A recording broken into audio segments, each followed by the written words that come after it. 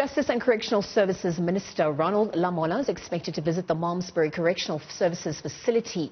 It comes as police from the area, neighbouring police stations on the west coast, together with officials from the Department of Correctional Services, continue an extensive search for awaiting trial prisoners who escaped from Malmesbury on Friday afternoon. Well, Newzroom Afrika's Ati Mtongana now joins us live from the small town. Ati, good morning. Thank you very much for joining us. Ati, there seems to be some confusion on the number of prisoners who are still at large. Can you clarify the number of inmates who are still out at large?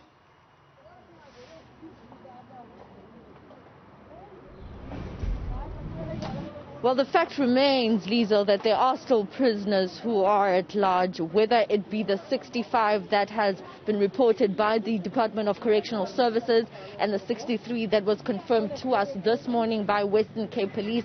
The fact remains there's still a number of escapees who are at large in and around the area of Malmesbury. But before I go into details and how the minister will be visiting the area later on, I have residents here, locals who've been living in this community and have been working in this community for years, to give us their reaction. Remember, it happened just a few kilometers from where we're standing, so we believe that the escapees ran all over this very small town of Malmesbury. So let's get reaction from them to talk to them about how you're feeling, knowing that at around 12 o'clock this time yesterday, prisoners escaped from this correctional services facility, and they were running all over the small town. Yes, it's actually quite scary because, just imagine that there's some prisoners running, waiting trials, running around in that. No shots were fired in that. It's like a scene from a movie or a movie, action movie in that, and it was quite devastating for a lot of people here. Children, being traumatized in that. Due to the fact, and especially the school children, they were running in the school, inside the school, between the classrooms and that. So how traumatized must it be for that school children of the school in this area? So I would say it was quite scary, and still yet there are still some of them on the loose, on the run. So anything can happen, So that is my point of view. You've been working in this community for years. Has something like this ever happened before? Not with my knowledge now, recently, I would say, but like I say, this is a first, and especially so a lot. So I would say it's quite hectic. Thank you so much for your time. Scenes from a movie, a local recapping what transpired yesterday. Now let's get more reaction from some of the residents and locals here. What is your take on those prisoners escaping? Well, I had a daughter that was in school at the time. She was in grade 8. She's currently in grade 8. So I heard about the news on Facebook, and I was quite shocked because I knew the prison was just opposite the school. So I was a bit frantic at that stage.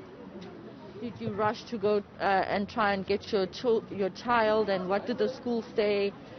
Were there any measures taken by the school to ensure the safety of the children at the time? What were they communicating with you as parents? Well, the school has got a communicator, a D9 communicator, so they were quick to put an alert out that everyone was safe, and they locked the whole school down. I think the principal heard shots fired. He went to look outside, and he saw the prisoners running towards the school, as far as I can tell, and he then alerted the people in the school to lock the school down.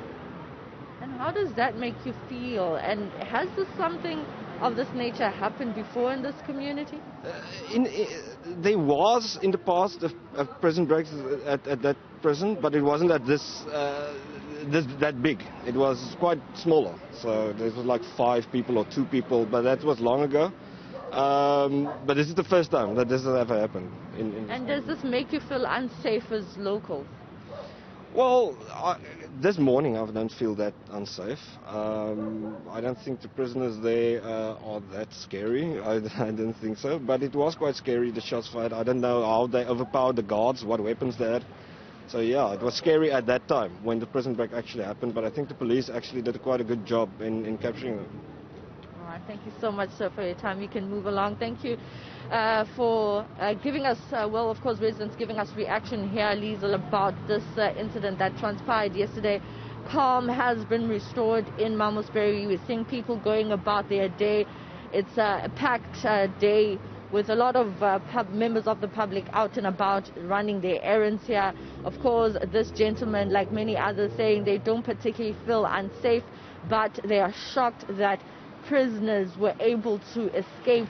I mean, 69 of them escaped the Malmesbury Med B Correctional Services Facility yesterday at around 12 o'clock, and we understand, like we were saying earlier on, that the Correctional Services Department is confirming that 65 of them were rearrested, but then the police this morning saying, still confirming that 63 were rearrested yesterday. But of course, the fact remains there are still a number of those prison escapees who are at large. We know that police in the West Coast and in the neighboring areas around Malmesbury are still patrolling and looking for these escapees. And now we're actually just talking to some of the locals here earlier on, and they were saying to us that in the neighboring communities around Malmesbury and the CBD, they saw a huge contingent of police officers overnight. So police officers were foot patrolling. They were driving around some of these communities, working hard at night to try and nib those escapees who managed to escape. They overpowered some of the correctional services officers that were on the ground on that day, and they managed to injure about 9 of them. Those were minor injuries that they sustained. However, the police, of course, and the Department of the Correctional Services is still hard at work trying to arrest or re-arrest the ones that are still at large. But later on, we will be speaking to the Minister of Correctional Services, Justice and Correctional Services, Ronald Lamula. He is expected here at around 1 o'clock this afternoon. Perhaps he can give us details around exactly how they managed to escape. We know that they did overpower the officials that were on the ground, but perhaps more details around this, and of course what these awaiting trial prisoners were actually arrested for in the first place. What kind of crimes were they arrested for? So those are the details we'll be finding out from the Justice and Correctional Services Minister later on, Ronald Lamula. Yeah, wait for the, the minister to arrive. You said 1 p.m. I just wanted to also touch on some reports coming through that Malmesbury Prison is currently on lockdown. In terms of that, as investigations continue and we wait to hear what exactly transpired, what does that, currently look like in terms of that prison being on lockdown?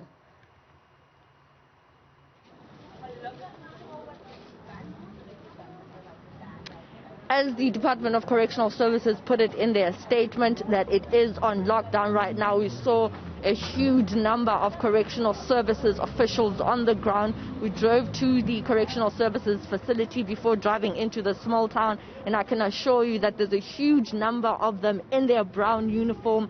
We saw some of the prisoners as well wearing their orange overalls, just being monitored closely by, of course, the officers that are on the ground. We do understand that at the stage, some of the problematic prisoners have been moved now to a maximum correctional services facility. Remember, that one is just the medium correctional services facility. And of course, these prisoners that managed to escape are prisoners who are awaiting trial of various kinds. So it is on lockdown. We do have a huge number of correctional services officers that are on the ground, actually looking like they have now deployed other correctional services officers from neighboring communities around the West Coast area, the Malmesbury area. Of course, after this incident, they will be looking very closely at what will be transpiring in the next few days in that particular facility, because the prisoners seem like they kind of planned this, Liesel, because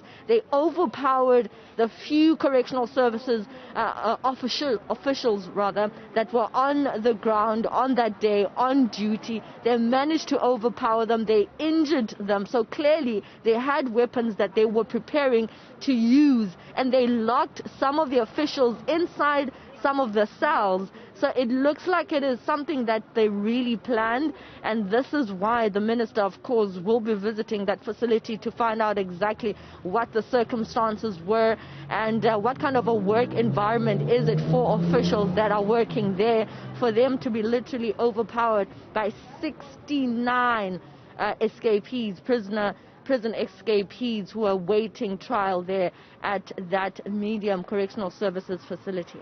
Right, Atimbongana, we're going to leave the conversation there for now, of course, as we await the arrival of the Justice and Correctional Services Minister Ronald Lamola, who is set to visit the Malmesbury Correctional Services facility.